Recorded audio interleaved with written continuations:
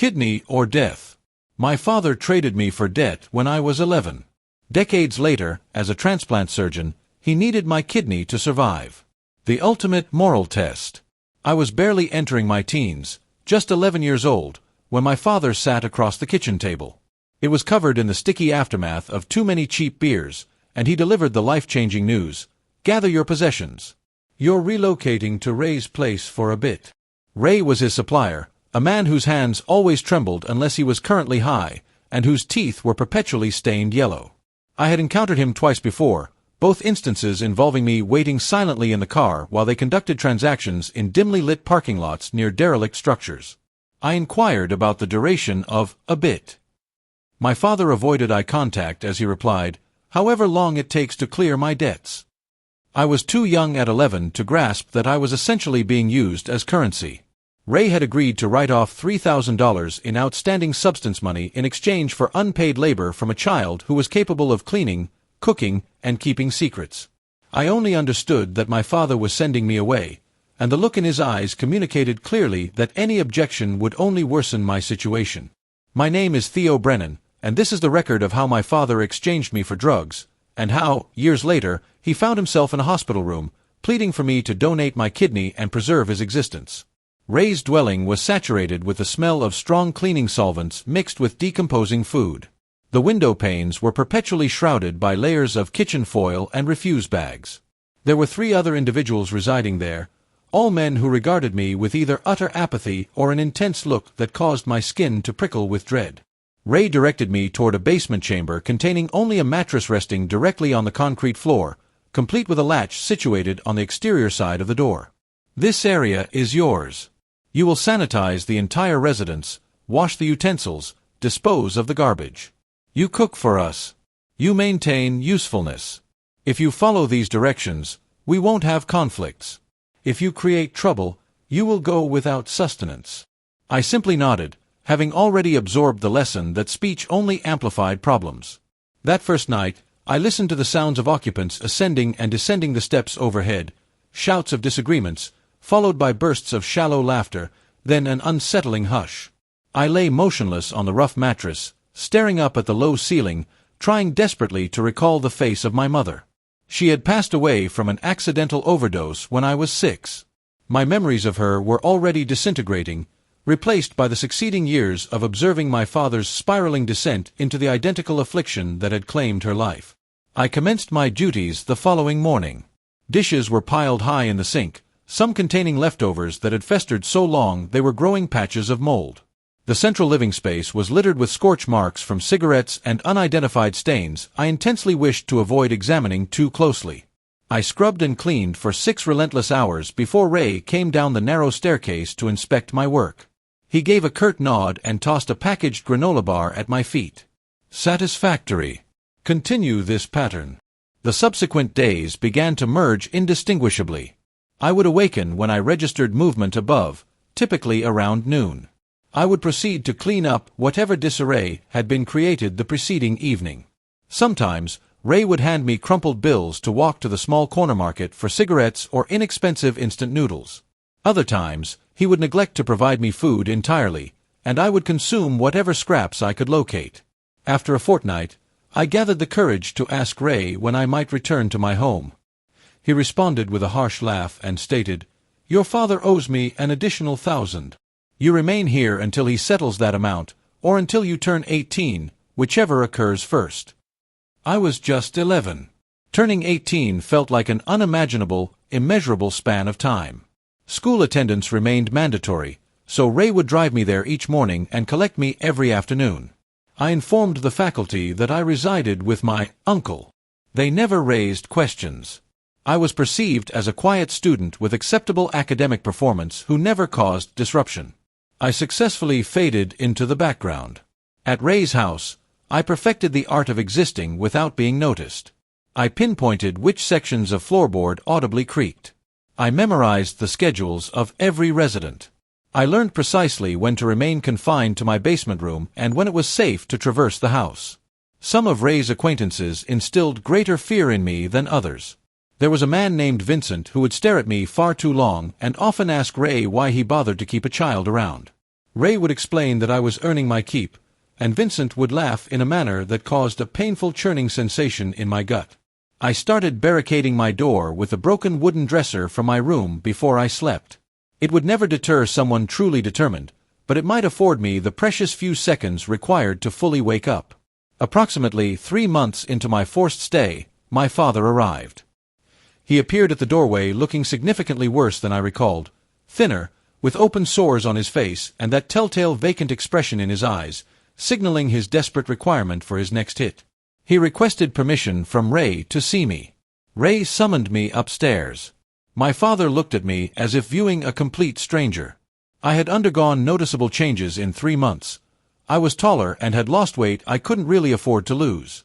He weakly asked if I was doing all right. I replied, yes, because there was nothing else I felt I could say. He handed Ray $200 and claimed it was the entirety of his funds.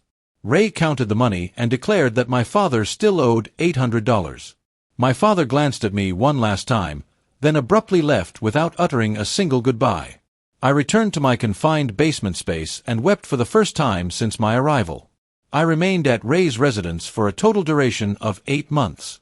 During that extended period, I became proficient at preparing meals using whatever limited ingredients were accessible. I learned to counterfeit my father's signature on school-required paperwork. I learned to be a light sleeper and to wake instantly at any unusual noise. Most painfully, I learned that some adults were intent on hurting you, while others would simply stand by and observe the damage. The absolute breaking point occurred on a Saturday in March.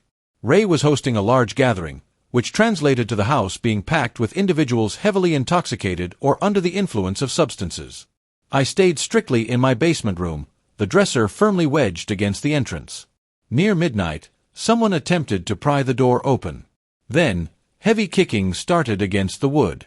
Vincent's voice, thick with intoxication, slurred through the barrier, declaring that Ray wouldn't object if he borrowed me momentarily. I braced my entire body against the heavy dresser. The door frame splintered slightly but managed to hold. Vincent continued kicking and laughing uncontrollably. Then, I heard Ray's voice, furious, ordering Vincent to immediately desist. Children are strictly off-limits. He is employed by me, not available to you. Vincent protested loudly, but eventually conceded and departed. Ray did not check on me. The following dawn, I waited until I was certain everyone was either deep asleep or had vanished.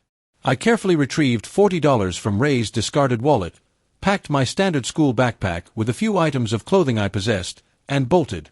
I walked relentlessly for 3 hours before I finally spotted a police station sign. I entered and informed the officer seated at the front desk that I had been living with my father's drug dealer and urgently required assistance. The officer's professional expression immediately transformed. She directed me into a confidential room, provided me with bottled water and another granola bar, and contacted Child Protective Services. A social worker named Patricia Okonkwo arrived within the hour.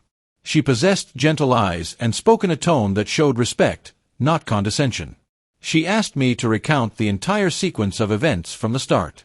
I narrated the story of my father using me to settle his drug obligations, my time living in the stifling basement, the constant cleaning and cooking duties, and Vincent's frightening attempt to break down my door. She meticulously took notes and asked precise, clarifying questions without making me feel as though I was under formal interrogation. Then, she asked the pivotal question, did I desire to return to my father? I replied, no. She nodded calmly, as if that had been her expectation. Our immediate priority is to secure you a safe location, she affirmed. But I need you to recognize that what transpired was completely unacceptable. The adults entrusted with your care failed you. We are committed to doing better now. I desperately wanted to believe her promises, but I had acquired a profound distrust of adults who offered easy guarantees. That evening, CPS placed me in emergency foster care with a mature couple, Donald and Ruth Kavanaugh. They were both in their 50s, had successfully raised 3 biological children, and had been active foster parents for 10 years. Their residence was immaculate and calm. They had routine rules prominently displayed on the refrigerator door regarding weekly chores and required curfews.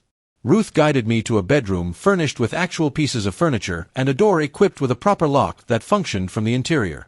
She explicitly stated that I was permitted to lock it whenever I wished. This was solely my private territory. I stared at that functioning interior lock for an extended period before I could fully accept its reality.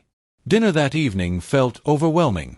Authentic, home-cooked food served at a dining table complete with placemats and fabric napkins.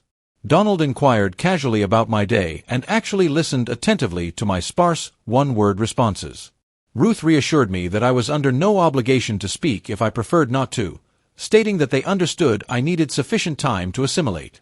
Following dinner, Ruth presented me with a bag containing new toiletries and a selection of new clothes, still bearing their original tags.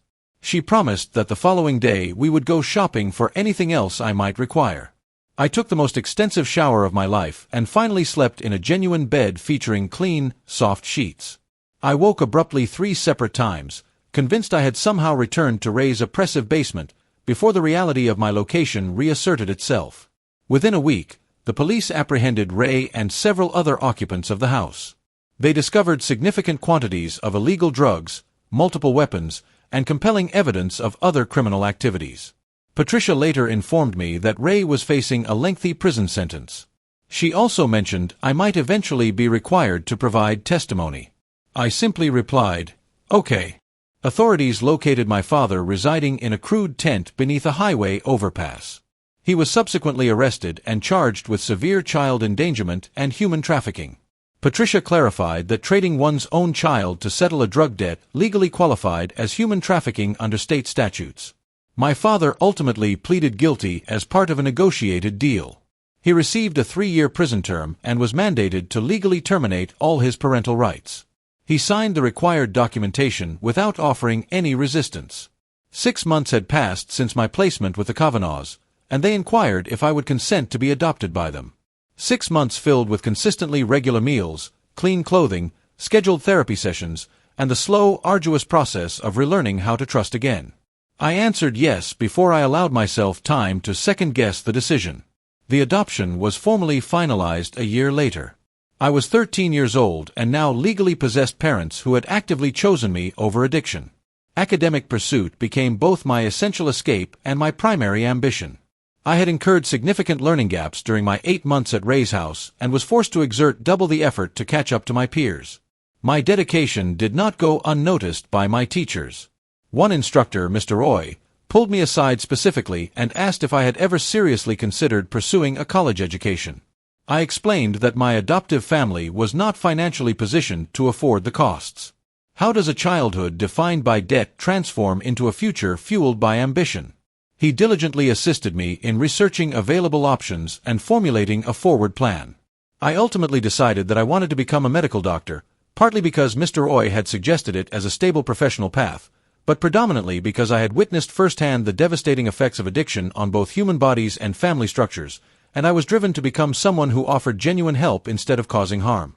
The Kavanaghs fully endorsed my career goals.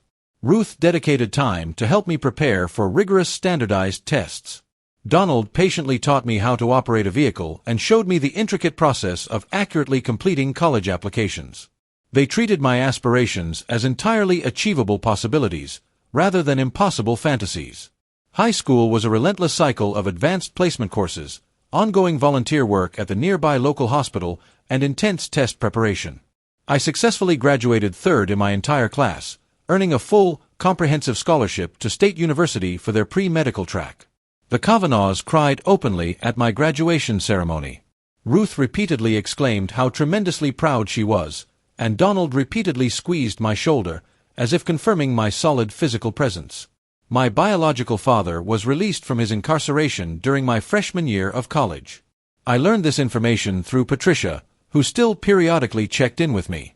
She mentioned he had successfully completed a mandated treatment program while in prison and was currently residing in a supervised halfway house. He had inquired about my well-being. I immediately informed Patricia that I did not desire any form of contact. She confirmed that this was absolutely my legal right and promised to ensure he understood the boundary. I threw myself into my college studies with the same intense focus I had cultivated in high school. Pre-med curriculum was brutal and demanding. Organic chemistry almost caused me to break entirely. Anatomy demanded an overwhelming volume of memorization that left my vision blurred. But I recognized I had survived circumstances far worse than merely difficult coursework. I studied diligently while other students attended parties. I maintained a part-time job at the university hospital as an aide to gain valuable experience and help cover living expenses that the scholarship did not encompass. I learned foundational skills, drawing blood specimens, taking accurate vital signs, and communicating empathetically with nervous or frightened patients. One of the experienced nurses, Grace Wellington, took me under her wing and mentored me closely. She had 20 years of experience in the field and had witnessed virtually everything. She instilled in me the crucial understanding that being an exceptional physician extended beyond simply mastering medical knowledge. It required acknowledging and seeing people's core humanity when they were at their most fragile state.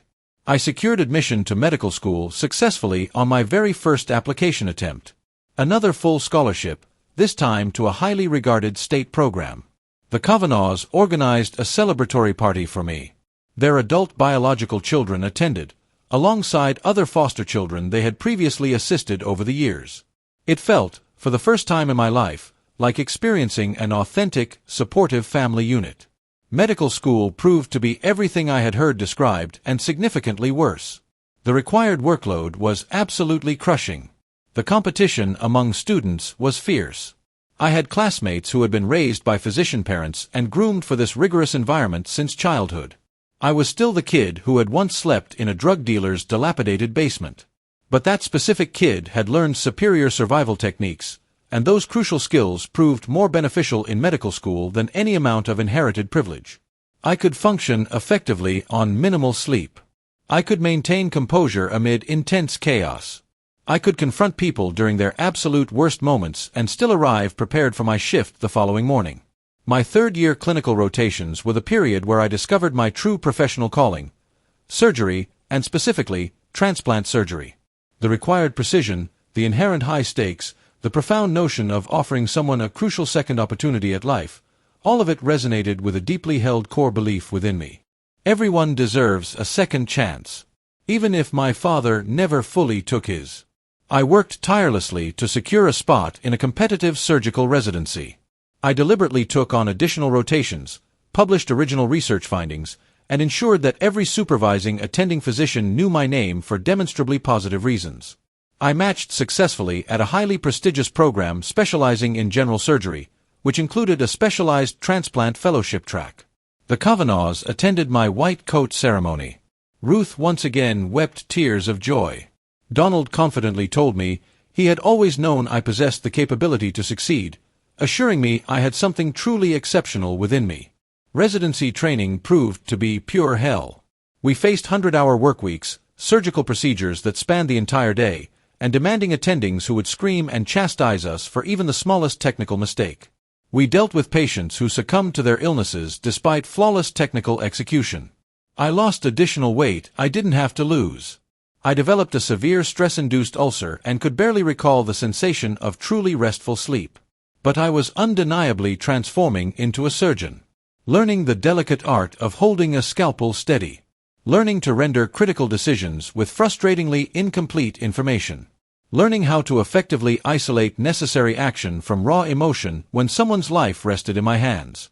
Grace, the dedicated nurse who had mentored me during college, had relocated to the same hospital facility. She would check in on me during the most brutal extended shifts, confirming that I consumed something, and consistently reminding me of the fundamental reasons I pursued this career. She always praised my inherent talent for communicating with patients, for making them feel genuinely seen and heard, even when they were utterly terrified. By the 4th year of my residency, I was proficient. By the 5th, I was recognized as excellent. Attendings specifically requested my involvement for the most complex medical cases. I was capable of operating for hours without even a slight tremor in my hands. I could deliver the devastating news to families that their loved one had not survived and skillfully hold space for their profound grief without dissolving emotionally myself. I served as chief resident during my final year, managing the demanding schedule of other residents and coordinating logistics with various attendings. It represented the highest level of responsibility I had ever held, and I flourished under the pressure. Following the completion of my residency, I was accepted into an elite transplant surgery fellowship. 2 more years of intense specialized training, but I would be studying directly under the country's foremost experts. I was learning the precise skills required to harvest viable organs, perform complex transplantation surgeries, manage the inevitable issues of organ rejection, and, ultimately, restore people's lives entirely. I was 30 years old and finally realizing the professional self I had fiercely promised myself I would become when I was just an 11-year-old cleaning a drug dealer's repulsive house. The Kavanaughs hosted a celebratory dinner to mark my fellowship acceptance. They were visibly aging now, Ruth's hair entirely white, Donald moving with slower deliberation, but they were still immensely proud, still consistently present, still serving as the parents my biological father never managed to be. 6 months into the fellowship, I received a phone call from an unfamiliar number. I almost allowed it to go to voicemail, but an inexplicable impulse made me answer. "Theo, it's your father." I had not heard his voice in nearly 2 decades. It sounded noticeably older, rougher, yet undeniably recognizable. "How did you obtain this number?" I demanded. "Patricia gave it to me. I have been clean and sober for 5 consecutive years now, working a steady job, regularly attending meetings. I wanted to reach out, to see if perhaps we could begin a conversation." "No. Please. I fully recognize that I made catastrophic errors. I know I failed you in every conceivable manner. But I am fundamentally different now. I have genuinely changed. I simply want a chance to—" I disconnected the call abruptly. My hands were visibly shaking. All those years invested in extensive therapy, in meticulously constructing a life completely separate from him, and the mere sound of his voice brought every traumatic memory rushing back. The oppressive basement room, the sickening chemical odor, Vincent violently kicking against my door. I blocked the number immediately and attempted to force the incident from my mind. He attempted contact again 2 months later, this time by physically appearing at the hospital. Security personnel called me down to the main lobby where a man was strongly insisting he needed to speak with Dr. Brennan. It was him, noticeably older, significantly thinner, with thinning gray hair and a face deeply etched by years of grueling hardship. He attempted contact again 2 months later, this time by physically appearing at the hospital. Security personnel called me down to the main lobby where a man was strongly insisting he needed to speak with Dr. Brennan. It was him, noticeably older, significantly thinner, with thinning gray hair and a face deeply etched by years of grueling hardship. But his eyes were clearer than I remembered them, not containing the hollow, desperate gaze of someone chasing their next high. "Theo, please grant me just 5 minutes. You do not possess the right to simply appear at my place of employment. You absolutely do not have the right to demand anything from me. I am not seeking your forgiveness. I only want you to know the depth of my regret. I am profoundly sorry for everything. For choosing substances over you. For trading you to Ray. For failing as a father in every measurable way. Can an apology ever truly compensate for a lost childhood?" People within the busy lobby were beginning to stare openly. This was emphatically not the appropriate location for this conversation, but my rage was too potent for me to care about discretion. "You sold me. You literally traded your own flesh and blood to your dealer as if I were a piece of inanimate property. Do you comprehend the lifetime of damage that inflicted?" "I do now. I have spent the last 5 years of sobriety contemplating that fact every single day. I cannot reverse the action. I cannot rectify the past. But I urgently needed you to understand that I see how badly I destroyed your life, and I am genuinely sorry. Your apology changes nothing. It does not erase the event. It does not restore those 8 terrifying months. It doesn't silence the nightmares I still endure." He nodded silently, visible tears tracing paths down his face. "I know that. I simply needed to articulate it to you in person. I will not harass you again." He turned slowly to depart. I absolutely should have allowed him to leave. Should have watched him walk away permanently and dismissed him from my thoughts forever. But an urge deep within me, an urgent requirement for him to fully grasp the devastating impact of his actions, compelled me to speak again. "I am a transplant surgeon now. I actively save people's lives. I provide them with critical second opportunities. And every single time I perform one of these procedures, I reflect on how you never deserved yours." He halted mid-step but did not turn back around.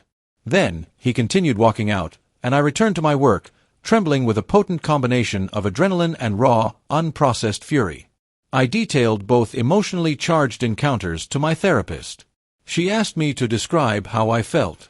I admitted to feeling furious, violated that he had successfully located me, and profoundly frustrated that his apology solved nothing. She asked if any buried part of me desired a relationship with him. I unequivocally said no. She affirmed that my feelings were entirely valid, but cautioned me to anticipate complicated emotions if he persisted in trying. He did not attempt contact again for an entire year. During that period, I successfully completed my fellowship and accepted a position as an attending transplant surgeon at the same hospital. I was 32 years old and had accomplished every professional aspiration I had harbored since I was a frightened kid studying at Ray's sticky kitchen table. I possessed my own secure apartment, my own fulfilling life, and a career dedicated to saving others. Then, I received a phone call from a different hospital located across town. They had a patient recently admitted in advanced kidney failure who had been placed onto the organ transplant waiting list. During standard intake testing, they had discovered I was registered as the patient's next of kin within the state medical database. The patient was my father. I immediately insisted there must be an administrative error. They clarified that my father had listed me as his emergency contact years ago and had neglected to update the information. He was suffering from end-stage renal failure, almost certainly resulting from his years of chronic substance abuse. He desperately required a transplant, and his existing position on the standard waiting list was poor. They asked if I wished to be routinely contacted regarding his ongoing care. I firmly stated no. They responded professionally that they understood, but added that if I were willing to undergo testing as a potential living donor, it held the potential to save his life directly. Living donors significantly improve a patient's status on the transplant list. I laughed out loud. A harsh, cynical laugh at the sheer audacity of the situation. No, absolutely not, I declared. The coordinator acknowledged my decision, reiterated that it was entirely my personal choice, and assured me she would remove me from his contact information. I hung up the phone and attempted to resume my duties, but my hands would not cease shaking. The universe possessed a deeply sadistic sense of humor. My father was dying and required a kidney, and I was, quite literally, a kidney transplant surgeon. Grace discovered me later in the break room, staring blankly into space. She asked what had disturbed me. I narrated the entire history, Ray, my father, and the recent call. She sat silently beside me for a long moment. Then she inquired gently, "What do you feel compelled to do?" "Nothing. He simply doesn't deserve any help from me." "That is a completely valid feeling," she agreed. "But is that truly what you desire, or what you feel you are expected to desire? How do you separate professional obligation from 20 years of personal pain?" I had no immediate answer for her. Over the next few days, the issue became an inescapable preoccupation. My biological father was rapidly failing. A kidney transplant represented his only viable chance at survival. I was informed that I was a preliminary match, compatible blood type and tissue typing. I possessed the capability to save his existence. The same existence he had cavalierly discarded when he chose drugs over me. I reached out to the Kavanaghs. Ruth answered immediately, instinctively sensing the gravity of my call. I explained the incredible situation. She listened without interrupting once. "What do you believe I should ultimately do?" "I think you must choose whatever option will allow you peaceful sleep at night, Theo," she advised. "If you donate the organ, you are offering him a second chance he may not ethically deserve. If you refuse, you are wisely protecting yourself from someone who inflicted profound damage upon you. Both pathways are justifiable." Donald took the phone next. "That man failed you in every way a father can possibly fail a child," he stated bluntly. "You owe him precisely nothing. Not forgiveness, not an organ, nothing at all. Do not permit anyone, least of all yourself, to pressure you into this." Their unwavering support brought me to tears. Even after all the years, I critically needed to hear that my enduring anger was fully warranted. That I was not obligated to assume the role of the bigger person. That sometimes, the choice to protect oneself is the unambiguously correct path. I attended therapy twice within that week. My therapist requested that I mentally visualize both potential scenarios, donating the kidney and refusing the donation. Which outcome, she asked, would I regret more deeply? In the donation scenario, I envisioned my father surviving, potentially maintaining sobriety, perhaps not, but undeniably alive with the possibility of building a better future. I also simultaneously saw myself haunted by doubts, wondering if I had been manipulated, if his sobriety was merely superficial, if I was foolishly believing that people truly change. In the non-donation scenario, I pictured him dying. I saw myself potentially attending his funeral, or maybe choosing not to attend at all. I saw myself perpetually questioning whether I possessed the power to save him and intentionally opted not to. If that decision, in turn, rendered me just as cruel as he had been. Neither prospective scenario felt remotely positive or comfortable. There exists no correct resolution here, Theo, my therapist concluded. This decision centers entirely on what you personally can live with, not what is inherently fair or just. I requested a week of leave from the hospital to dedicate time to serious reflection. The Kavanaghs hosted me for dinner multiple times. Their biological children phoned to offer their support. Other former foster kids they had helped reached out, reaffirming that whatever conclusion I arrived at, they stood firmly behind me. On the 5th day of my leave, I placed the call to the transplant coordinator. I want to proceed with the testing process as a potential donor. She sounded noticeably surprised, yet maintained professional composure. May I inquire as to what prompted this change of heart, doctor? I became a transplant surgeon because I firmly believe that every person deserves a second opportunity, I explained, the words feeling heavy and complex. Even individuals who, by all objective metrics, do not deserve it. If I permit my personal, painful history to override that core professional belief, then I fundamentally become a hypocrite. The required testing process occupied 2 full weeks. Extensive blood analysis, complex tissue typing, an exhaustive psychological evaluation, and a comprehensive review of my medical history. Every test result returned indicating I was an outstanding match. The transplant team inquired if I wished to meet with my father prior to the operation. I declined. They asked if I wanted him to be fully aware that the organ originated from me. I again declined.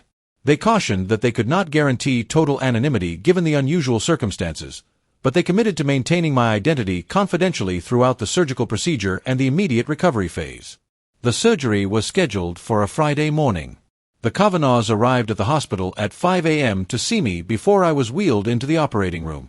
Ruth clasped my hand, saying she was proud of my decision to select compassion over lingering anger. Donald stated I was a better man than he could ever aspire to be. Grace arrived wearing her scrubs. She was on shift that day but stationed on a different floor. She promised she would check on me the instant her duties allowed. My attending physician, Dr. Raymond Oy, was slated to perform my nephrectomy, while a separate surgical team managed the recipient's transplant. He asked me one final serious time if I was absolutely certain of my choice. No, I admitted honestly. But I am proceeding anyway. He nodded gravely. That, Theo, is the very definition of courage. Performing an inherently terrifying act because it is fundamentally right. They administered the anesthetic. The next sensation I registered was awakening in the recovery area, -1 kidney, accompanied by the profound, heavy awareness that somewhere else within this massive hospital, my father was receiving that piece of me. The physical discomfort was intense but manageable. The accompanying emotional burden was exponentially worse. I had willingly surrendered a piece of my physical body to the man who had traded me away, the man who chose substances over paternal responsibility, the man who had abandoned me in a basement for 8 long months. Ruth and Donald visited frequently during my immediate recovery. They brought colorful flowers and reading material and sat quietly with me while I drifted in and out of consciousness. Grace visited after her grueling shift concluded. She reported that my father's operation had been successful, and he was currently recovering in the ICU. She asked how I genuinely felt. I admitted to feeling empty, like I had given away something irrevocably lost. She held my hand gently and assured me that my action was extraordinary and that it was permissible to experience complicated emotions surrounding it. 3 days post-operation, my father's designated transplant coordinator inquired if I would be amenable to seeing him. He was slated to be moved out of the ICU and had been persistently asking about the identity of his anonymous donor. I again refused. She assured me she understood but wished me to know that he was progressing well. The donated kidney was functioning flawlessly, and his long-term prognosis was favorable. I nodded my head and requested that she leave the room. On day 5, I was officially discharged. The Kavanaghs drove me directly to their home to recover fully. Ruth had meticulously prepared my old bedroom. Donald had thoughtfully stocked the kitchen with specific foods suitable for my post-operative diet.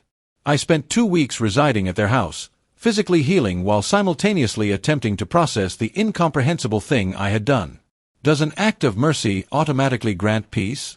My father left me a voicemail message on day 10. The hospital staff had diligently maintained the confidentiality request, but he had deduced the truth. He recognized my attending surgeon's name listed on the discharge paperwork. Theo, the voice trembled. I don't even know what I'm supposed to say. I don't deserve this selflessness. I don't deserve you. You gave me back my life when I effectively took yours away. I am so terribly sorry for every piece of it. Thank you feels utterly inadequate, but thank you. I listened, then immediately deleted the message without sending any response. When I was finally cleared to return to work 6 weeks later, I learned that my father had been discharged 2 weeks prior. He was progressing well, attending routine dialysis clinic appointments for monitoring, and consistently taking his anti-rejection medications. He had repeatedly inquired about me, expressed a desire to meet, to offer his thanks, to attempt to explain. I instructed the coordinator to cease relaying any of his messages. I had donated the kidney because of my professional commitment to second chances, not because I desired to foster a relationship. 3 months post-transplant, he reappeared at the hospital. Security called me immediately. I went down to the lobby, already bristling with anger. He looked noticeably better, substantially healthier. Color had returned to his face. He was heavier, no longer resembling the skeletal figure from before. I know you wish not to see me, he began quickly.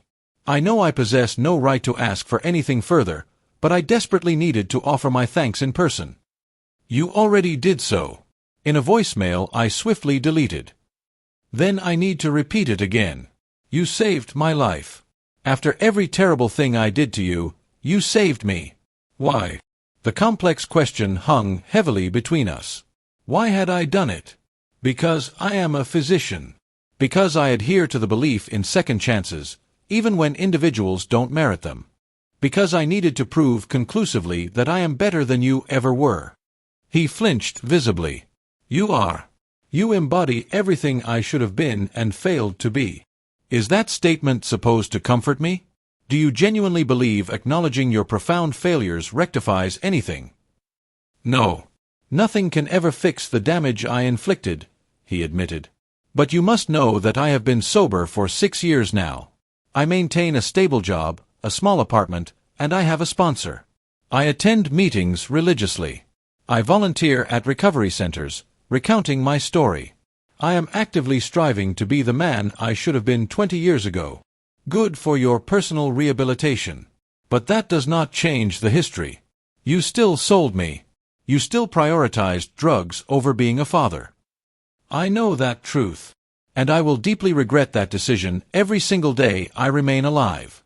But because of your sacrifice, I actually have days left to experience that regret. I possess a future in which to try and improve. People were staring again, a doctor and a civilian engaged in a fiercely intense argument within the hospital's entrance. I require you to stop appearing here. Stop calling. Cease all attempts to contact me. I donated an organ to you because it represented the medically correct action to take. That decision does not imply forgiveness. It does not signify the start of any relationship. I comprehend entirely, he replied, accepting the boundary. But may I request one final thing? What? Can I write to you? Not expecting any responses. Just letters, updating you on my progress. Demonstrating to you that your incredible sacrifice fundamentally meant something. Why would that information matter to me? I countered. Because you saved me. You retain the right to know if that choice was ultimately worthwhile. I desperately wanted to refuse. To instruct him to leave me completely alone forever. But some part of my professional self, the part dedicated to giving people second chances, could not entirely cut him off. 1 letter monthly. That is the only acceptable communication. If you appear here again, I will file a restraining order immediately. He nodded, relieved. Thank you. For everything. He left, and I returned to my demanding schedule feeling emotionally battered, as though I had been physically struck by a heavy vehicle. The inaugural letter arrived approximately 3 weeks later. It was brief, perhaps 2 pages total. He described his modest apartment, his new job working in construction, his committed sponsor who had been sober for 15 years. He affirmed that the donated kidney was functioning flawlessly, stating he felt better physically than he had in decades. He thanked me again for the gift and signed it simply, David, my father's given name, a name I had barely thought of for years. I almost tossed the letter away unread, but Grace spotted it on my desk and inquired about my well-being. I informed her about the unusual agreement. She asked if I intended to read it. I said no. She observed that while it was certainly my prerogative, sometimes reading the communication without feeling compelled to reply was a method of maintaining necessary emotional boundaries while still acknowledging another person's serious effort toward personal change. I read it. It was jarring to see his familiar handwriting, something I barely remembered seeing. He wrote like someone unaccustomed to the act, awkward structure and simple sentence construction, but the sentiment felt undeniably genuine. The second letter arrived precisely 1 month later. He wrote about attending his grandson's recent birthday party. I had to reread that sentence 3 separate times before the magnitude of the information fully registered. I had a half-sibling I had absolutely no prior knowledge of. He explained that he had impregnated a woman 15 years prior, a woman who chose to keep the baby but emphatically did not want him involved given his active addiction. Now that he had achieved stable sobriety, she had cautiously permitted supervised visits. He had met his son, my half-brother, a boy named Owen, who was just turning 14. He wrote about how Owen reminded him strikingly of me at that same age, how seeing him made David realize the sheer volume of life he had missed by being chronically high. I carefully placed the letter away and fought hard against the thought that my father had another child whom he had also initially failed. The letters continued arriving monthly. I never responded to a single one, but I read every piece of correspondence. He wrote about his demanding job, his regular attendance at meetings, the individuals he was now sponsoring in recovery. He wrote about Owen and the slow, tentative process of establishing a relationship with a son who barely knew him. He detailed physical therapy for his chronic back pain, the adjustments to his anti-rejection medication regime, and the comforting routine of his newly stable life. He never once requested anything, never pressured me for a response, simply providing the requested updates. After 6 consecutive months of letters, Ruth asked gently if I had considered agreeing to meet with him. Why would I ever do that? Because he is demonstrating consistency, Theo. Because he is clearly doing the necessary work. Because maybe you need to witness for yourself if his transformation is truly authentic. His claimed change doesn't erase the damage he inflicted. No, it absolutely does not, she conceded. If the perpetrator changes, does the victim's pain still require the closure of forgiveness? But holding on to resentment and anger hurts you far more than it harms him. I spent significant time contemplating that idea, how much essential energy I expended fueling my anger toward my father. How that pervasive anger subtly colored my interactions with patients who had similarly destroyed their own organs through addiction. How sometimes I subconsciously saw his reflection in them and had to work extremely hard to maintain objective, professional compassion. Year 2 of his sobriety brought a letter that felt distinctly different from the others. He wrote that Owen's mother had become seriously ill. Aggressive breast cancer, unresponsive to current treatments. She had asked if David could assume full custody of Owen should she pass away. He had agreed immediately, but admitted he was terrified. He had failed one son catastrophically. How could he possibly be entrusted with the care of another? The raw vulnerability expressed in that letter genuinely surprised me. This was not the familiar, manipulative addict I remembered. This was clearly someone sincerely attempting to navigate the complexities of being a responsible father while simultaneously carrying the crippling weight of past failures. Owen's mother died 4 months later. The subsequent letter was written in noticeably shaky handwriting, clearly composed under extreme emotional distress. He now had full legal custody of Owen, a 14-year-old navigating profound grief and establishing a relationship with a man who was essentially a stranger. David admitted he was trying his absolute best but felt entirely overwhelmed. Owen was angry, grieving deeply, and exhibiting significant behavioral problems.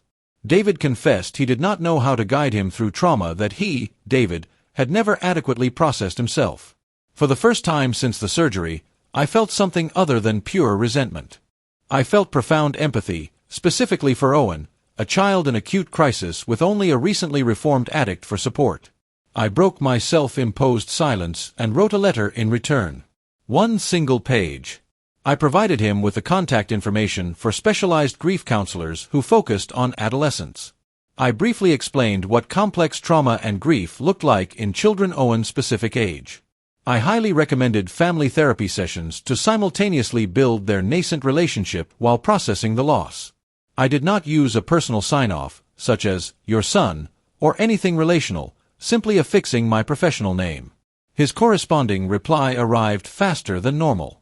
He profusely thanked me for responding, stating he had contacted the counselors immediately. He emphasized that it meant more than I could possibly understand that I had broken my long silence to offer aid to Owen.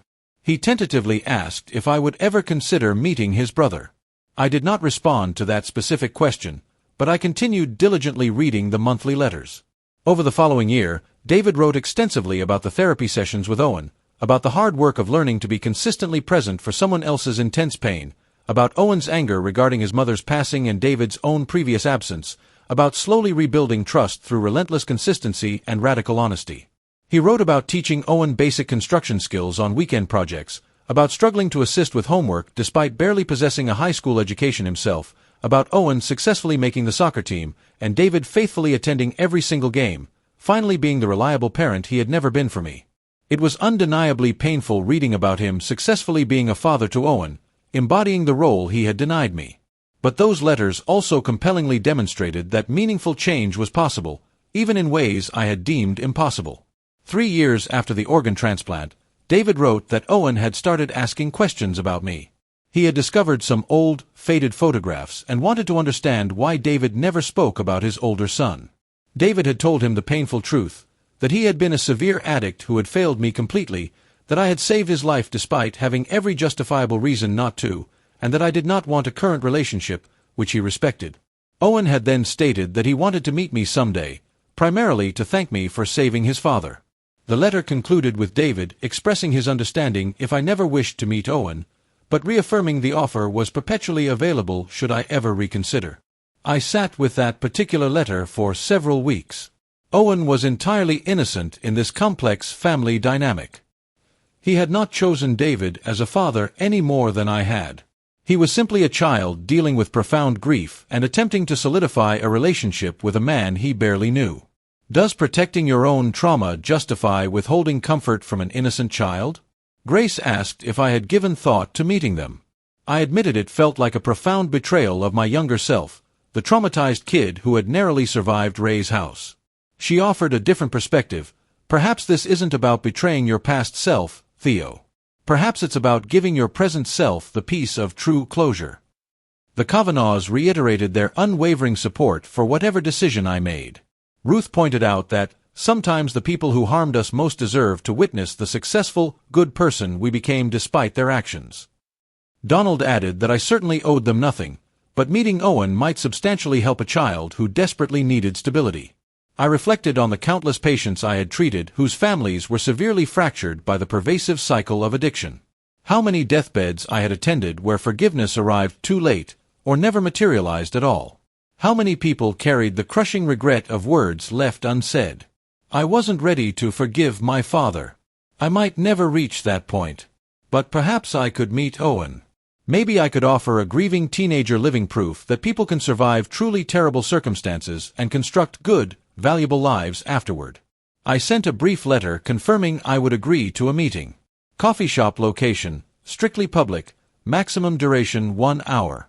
David's response was immediate, overflowing with gratitude, humble, and promising that the meeting would strictly adhere to my predefined terms. The morning of the scheduled meeting, I came close to canceling 6 separate times. Grace expertly talked me through my surging anxiety. Ruth called just before I left to remind me how incredibly strong I was. Donald texted to say he was profoundly proud of my courage. I arrived well ahead of time and strategically positioned myself in the back corner, allowing me a clear view of the entrance door. They walked in precisely on time. David looked impressively healthy. 4 years sober, engaged in construction work, responsible for a teenager. He had gained a healthy amount of weight. His face was no longer hollowed out, and his eyes were completely clear. Owen was notably tall for a 15-year-old, gangly in the characteristic way of teenage boys. He possessed David's facial structure, but softer, less marked by life's hardships. He looked extremely nervous. They spotted me and walked over. David tentatively extended his hand. I shook it firmly, the entire situation feeling intensely surreal. "Theo, this is Owen. Owen, this is your older brother." Owen's handshake was surprisingly firm. "Thank you for agreeing to meet us," he said quickly, "and for, saving his life." "You are welcome." We sat down. The silence was profoundly awkward until Owen proactively initiated conversation with questions. What specific kind of doctor was I? Did I genuinely enjoy the work? Was it excessively difficult? I answered honestly, maintaining a strictly surface-level discussion. Owen talked about his demanding school curriculum, his soccer team, his profound grief over missing his mother, but also his genuine relief at finally knowing his father. David primarily listened, occasionally providing minor factual details, but allowing Owen to completely direct the flow of conversation. Observing their dynamic, I could clearly see the immense restorative work David had invested. The patient manner in which he listened intently to Owen. The way he carefully made emotional space for Owen's feelings. The undeniable consistency with which he showed up. After roughly 45 minutes, Owen asked the question I had anticipated and dreaded. "Do you think there's any chance you could ever have a relationship with us? Like, maybe not immediately, but eventually?"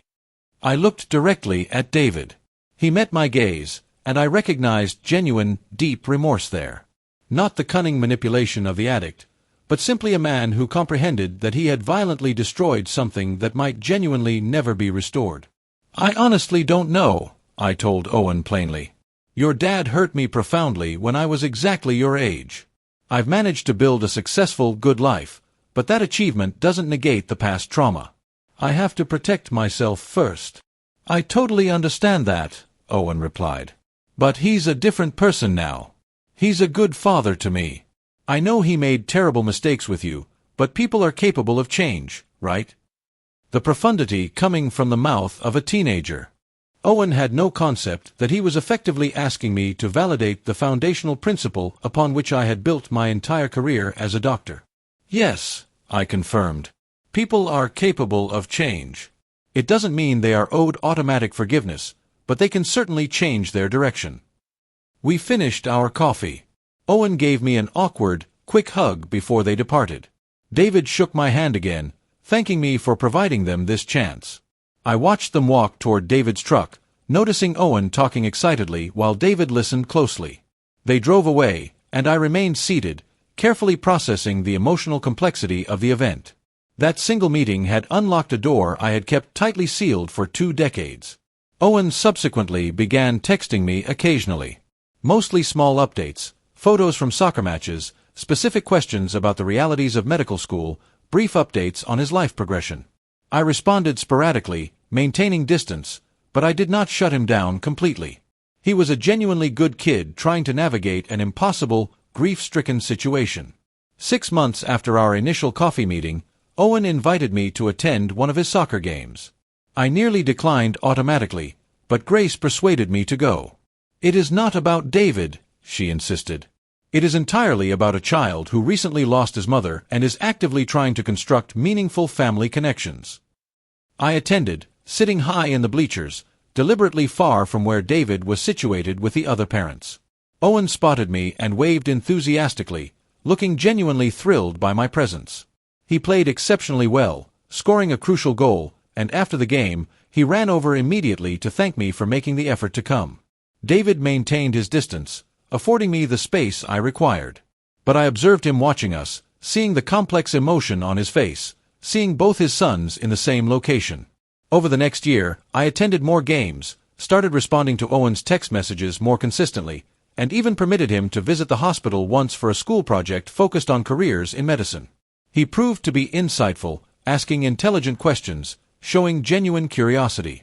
Witnessing David actively parent Owen was still periodically painful, seeing him successfully embody the father he had never been for me, but it was also powerful proof that fundamental transformation was achievable, that people possessed the ability to break destructive generational cycles if they committed to relentless effort. 4 years following the transplant, the Kavanaghs hosted a large party celebrating the successful completion of my fellowship and my official promotion to a full attending surgeon position. They invited their entire extended foster family network. Grace attended, as did several trusted colleagues. I decided to invite Owen, who immediately begged to bring David. I hesitated significantly, but Ruth suggested it might offer essential closure, having everyone who truly loved me and everyone who had fundamentally shaped me gathered in a single room. David attended.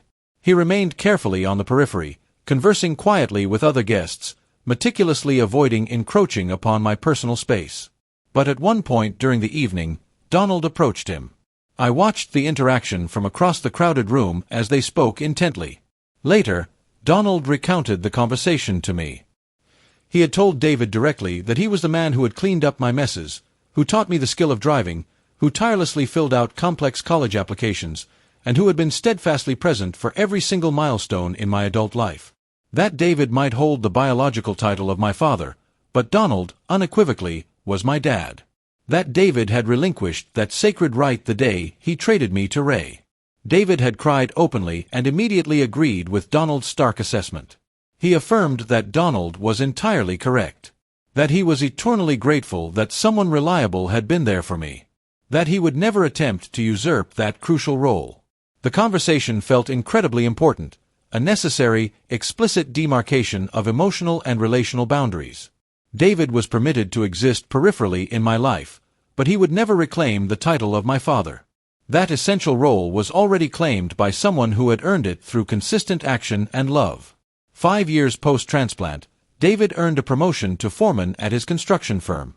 He wrote me a letter detailing the achievement. He marked 5 solid years of sobriety, noting that statistically, he was highly unlikely to relapse now, that he had fundamentally become someone Owen could genuinely be proud of, and expressing the hope that someday I might begin to see him as more than just the man who had disastrously failed me. I wrote back to him for the first time in years. I told him plainly that I recognized his determined efforts, saw him consistently showing up for Owen, and saw him actively building a valuable life worth living. But I added that seeing his effort and granting him forgiveness were 2 entirely separate processes, that I might never fully reach forgiveness, and he absolutely needed to accept that fundamental truth. He replied, stating he understood completely that my survival and professional success were more than he ever deserved, and that he was deeply grateful for whatever minimal relationship I was willing to permit. Owen successfully graduated from high school and secured admission to college with a partial soccer scholarship. He invited me to attend his graduation ceremony. I went, sitting alongside the Kavanaghs, my authentic family. David was seated across the auditorium with Owen's maternal grandparents. After the formal ceremony, Owen insisted on taking a photo featuring all of us together. I stood comfortably nestled between Ruth and Donald, while David stood conspicuously on the far end, separate, but still physically present. That complex photo now rests on my office desk, a deeply complicated family portrait. 7 years after the life-saving transplant, I got married. I married someone who completely understood my harrowing history and loved me unconditionally regardless, someone who saw my deep scars and never required me to be anything other than my authentic self. Owen was invited to the wedding celebration. David was pointedly not invited. He mailed a thoughtful card congratulating me, reiterating his understanding as to why he wasn't included, and expressing his hope that I had finally found the lasting happiness I justly deserved. Owen later shared that David had openly wept upon reading the invitation that excluded him. He told Owen that the exclusion was right, that some deeply damaged doors needed to remain permanently shut. You can save a life and still never trust them. 10 years post-transplant, David wrote, confirming his kidney function remained flawless, that he had successfully maintained a decade of sobriety, that Owen was thriving in college, and that he had never once ceased being grateful for the monumental second opportunity one had provided him. I wrote back one more time, saying I was pleased he had managed to make something meaningful of the chance, emphasizing that not everyone receives such an opportunity, and sternly instructing him not to waste it. We share a relationship now. It is not a father-son dynamic.